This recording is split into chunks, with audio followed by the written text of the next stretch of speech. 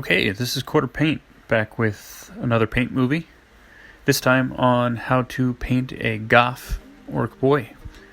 So I had a little poll on Instagram for which clans people would like to see me paint, and it turns out Goff was the first on the list. So here we are, the first movie.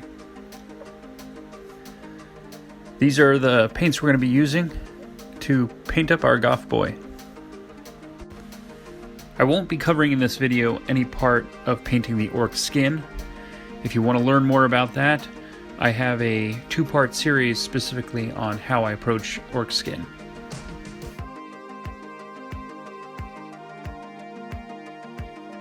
Starting here with the black ink, you can see actually I'm using a black acrylic ink. I much prefer the black ink to the black paint. Actually, it's thin, it's highly pigmented, it's great for detail work. For these videos, I'm gonna really speed it up through the base coat stage. I'm really just sort of painting in regions carefully. So switched over to the strapping and the bags, and all of that's gonna be Rhinox hide. I actually took this step too early. The next stage, I ended up using the airbrush a little bit here with some Mechanicus gray. I want the black of the Goff to really show. I didn't want him to come out gray, but I knew that I'd be hitting him with some black wash like the Nuln oil later in the stages, and that this would just sort of give like a little natural highlight going on. It's not perfectly done as far as a zenithal highlight. It's done more as something that gives some visual interest, some color variation. It's going to be really subtle at the end, but I think it's helpful, you know. It creates that region of shadow like under the legs and under the lip of the helmet. I actually came back and cleaned up the Rhinox hide that I oversprayed on, and then I come back in here with the lead belcher, just piecing in some of the metal bits. I like to base coat all my little pieces first here, set down some colors so that I can apply washes and weathering, and it kind of comes out unified. So for the weapons, I actually started with a Warplock Bronze. This is one of my favorite colors for a dark metal color. I will end up putting some silvers and weathering over this. You could do this for all the metals. I just wanted some to distinguish a little bit between that chest plate and the weapons and the gun. Alright, so I pulled out the Pallid Witch Flesh, just laying down a base area of white. Anywhere I'm putting down the white is going to be areas that get the checkers, the classic Goff checkers. I'm actually going to put some on the axe as well. I painted this little back plate thinking I'd do something back there, but that turned out to end up getting painted black and just weathered up like a black piece of metal.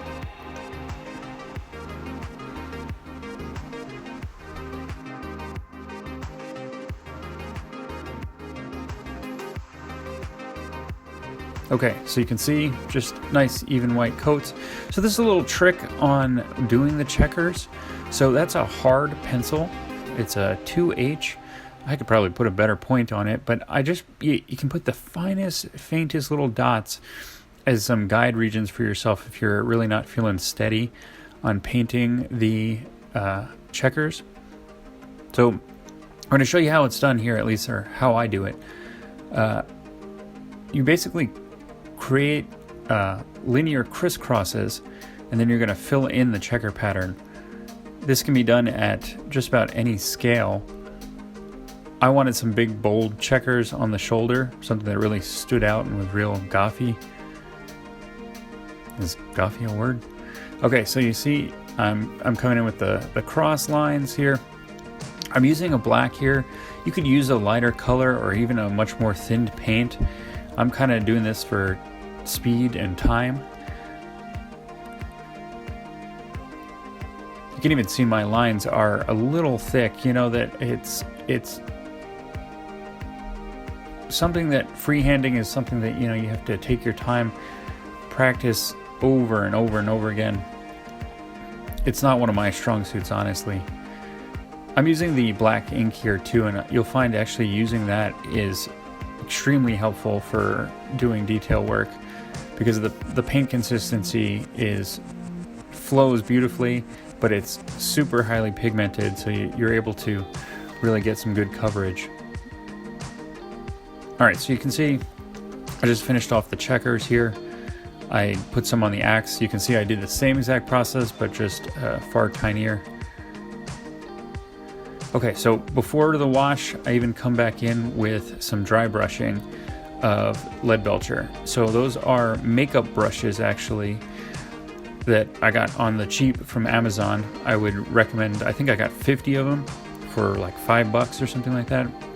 They're outstanding for dry brushing. They're great work for when you need a soft dry brush. You can see I'm just hitting like the edges of the metal or metallic bits here, just kind of giving that worn sort of effect to things. This is just like a stage in the weathering. I don't stop here, but it really, I think, makes a difference in the long run. I also come back over the warp lock, and even on the edges of the checker work, that I'm going to do some of the dry brushing here.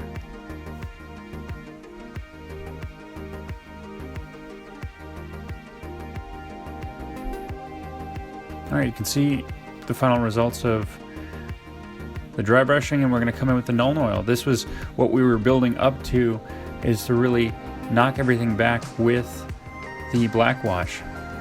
And again, I'm overly liberal with my washes. Again, I could probably tone it back a little bit, but I get pretty aggressive. Alright, so here's a quick still shot of what it looked like after the wash dried, where we were at this stage. And it kind of looks like we lost some of our work, but it's all subtle work, and we're going to bring that back with the detail phases. And actually, with a little camera magic here, I painted in the face details and skin details separate. We're working on the leather straps here. We're using the Steel Legion drab over the washed Rhinox hide. I wanted to keep the strapping not as bright as I do on the Evil Sunz boys. But again, I'm kind of doing it in very similar fashion. You know, it's essentially kind of drawing in like these edge highlights and then hatching in some texture onto the strapping. Since the straps are a little bit darker, a little more subdued, this is not as pronounced. And I don't bump up the highlight as far as I do on some of the other miniatures. I wanted the Goffs kind of real dark and gritty.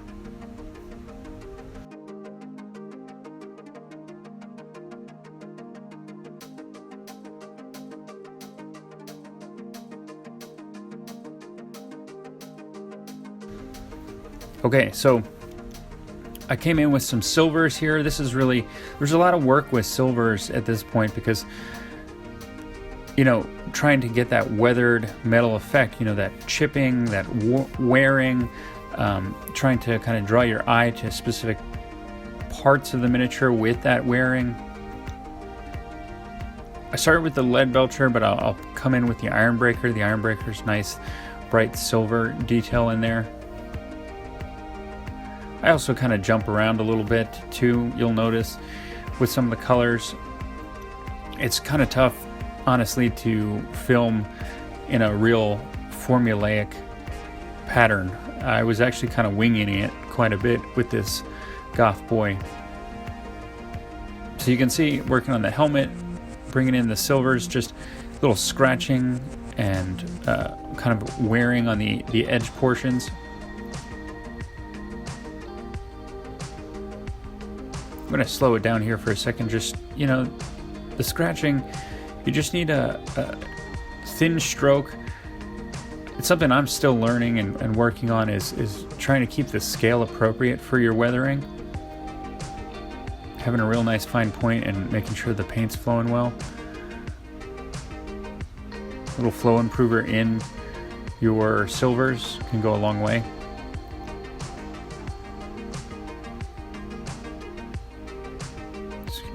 see I'm working just on the breastplate here. Just a little edging, little texture. That's really what I was going for, you know, is this guy's been battle hardened. He's, you know, these are Goffs. They're close combat. They're right in your face. They've got to look a little beaten up, a little worn torn. All right, again, just taking the same approach with the shoulder on that edging. I left all this detail work in there because I wanted you guys to see, you know, how I'm approaching it. I had to speed this all up for the sake of time. We'd have a 2-hour video if I slowed it down. All right, again, you've seen me do this before, but one of my other favorite techniques of just getting a little bit of texture on there is busting out the sponge with some of the silver and using it very faintly to kind of texture in various portions, ones that are maybe a little bit more worn, something that I want to give a little bit more focus to, or a little texture, gives those little stippled chip kind of look to it.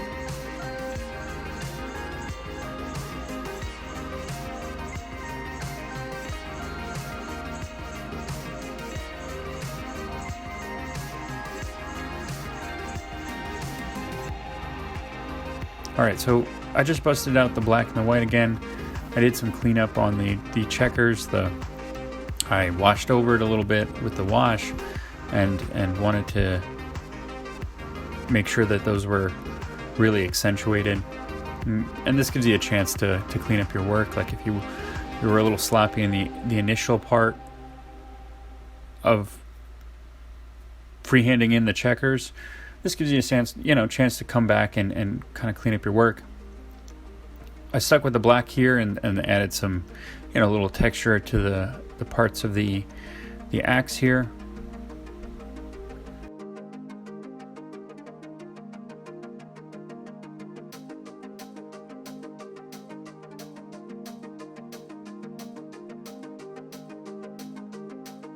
A little more pronounced, so just kind of brought some black in.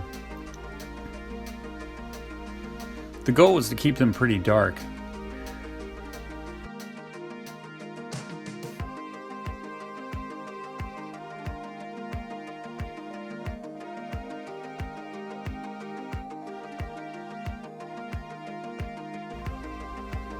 This was a fun one I like to do on weapon handles is just, again, a little bit of hatching with real thin black. It kind of gives kind of like a ridged kind of look to it, just some visual interest. You can see here I really wanted to weather up part of the shoulder, so I just kind of mapped in for myself a little black line where I was going to do some rusting. And so actually using these new Vallejo washes that I picked up, that was actually a recommendation of another guy on Instagram. He's got some great orks, this guy Strandhammer. They're, again, really highly pigmented washes. They're really nice. I have the dark rust and the regular rust. That's what I'm using here. It's adding in some streaking, some of those rust tones in the recessed areas between the metal bits. I was trying to build up that shoulder piece with the color. I wasn't all that pleased with that, so I was going to come in with some further texture after I laid it in. So one of my newer favorite technical paints is this Typhus Corrosion. So that's really what I brought in on the shoulder and anywhere that was going to be like heavily rusted. I wanted that like gritty rusted metal effect. Make sure you're using an older brush for this. It's rough on brushes because there's actual grit in the paint, but it has like a really nice kind of like muddy, sandy effect when it dries, and it's a wonderful kind of base coat for building up the rust. So you can kind of take a look that you can kind of see that on the shoulder. I wanted to bump up the rust effect a little, so this was a real light dry brush of the Riser Rust. Again with the soft dry brush. Brings a little pop of that orange in there. Kind of reads as rust. Okay, so this is me jumping around a little bit, but I wasn't happy with how much some of the strapping was standing out. So I mixed a little bit of white in with the Steel Legion drab and just did some quick highlights on the strapping. Okay, and so I also was not that thrilled with how dark the pants were here, so I took some of the standard Mechanicus gray. You could see when I pulled the palette over, it was super thin, and so I'm just sort of glazing on the paint. Glazing being just very thin, translucent layers, you know, pulling the paint in the direction that you want the most paint to kind of build. I did this on, you know, the knees and the shoulders and just trying to build up the color a little bit. It ended up turning out that it looked a little bit bluish, but I was kind of okay with that. You know, he still had that real dark features, but that kind of punched up some of the areas that might be getting hit by the light. You know, we're pretty close to done here. I took in a little extra typhus corrosion here, just in little detail areas, you know. But this was essentially it. You know, I knocked out this painting in not that long, you know, a matter of a few hours or so. So here's the final shot of the guy. Unfortunately, I did not record the base and the blood spatter. That stuff's gonna have to be a future video. But I was pretty pleased with how it came out. You know, he's very grim, darky, war-torn, ready for combat. I think a group of these guys would look pretty badass. Alright guys, thanks for watching. If you have any feedback or any questions, feel free to hit me up on Instagram. Thanks for watching.